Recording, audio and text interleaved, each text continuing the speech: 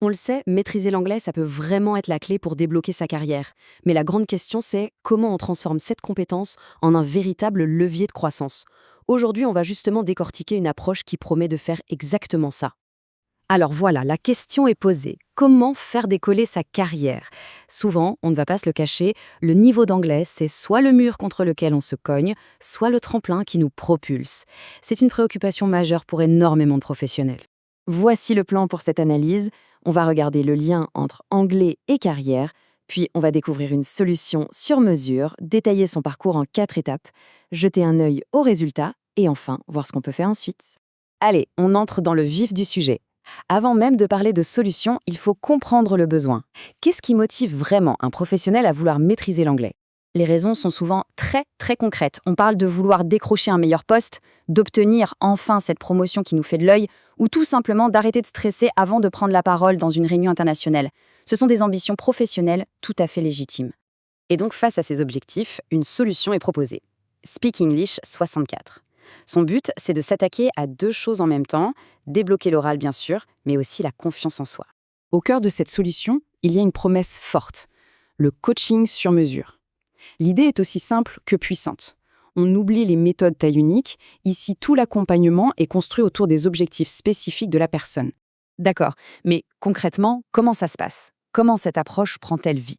Eh bien, le processus est présenté comme un parcours très clair, très structuré, en 4 grandes étapes.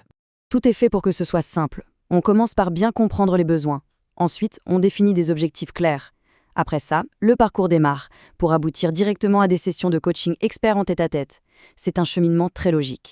Un parcours, c'est bien, mais pour quel résultat à la fin? L'objectif, c'est d'obtenir une certification reconnue.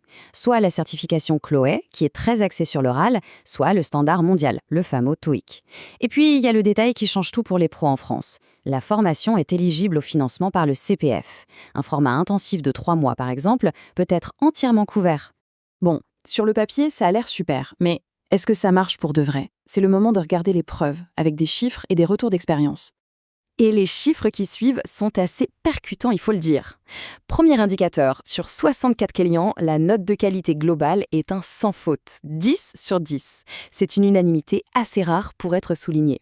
On enchaîne avec le taux de réussite aux certifications qui atteint 80%. Ça montre bien une réelle efficacité dans la préparation aux examens. Et voici le chiffre qui est sans doute le plus révélateur de tous. 0. Zéro abandon. Un taux de rétention de 100%, ce qui en dit vraiment très long sur la satisfaction des participants pendant tout le programme. Au-delà des statistiques, il y a les histoires humaines. Prenons Florence, par exemple. Elle s'est rendue compte de ses progrès dans un contexte complètement informel, pendant ses vacances. C'est la meilleure preuve que l'apprentissage sort des cours pour s'intégrer à la vie de tous les jours. Un autre témoignage est tout aussi direct, je le recommande à 200%. Cet enthousiasme, il est palpable et il en dit long sur l'impact de l'expérience. Alors après avoir vu le pourquoi, le comment et les résultats, quelle est la suite logique? La démarche se veut en fait très accessible. La prochaine étape est toute simple, une consultation gratuite avec Alison. Et ce qui est vraiment mis en avant, c'est l'absence totale d'engagement. C'est juste une invitation à discuter, à évaluer ses besoins, sans aucune pression derrière.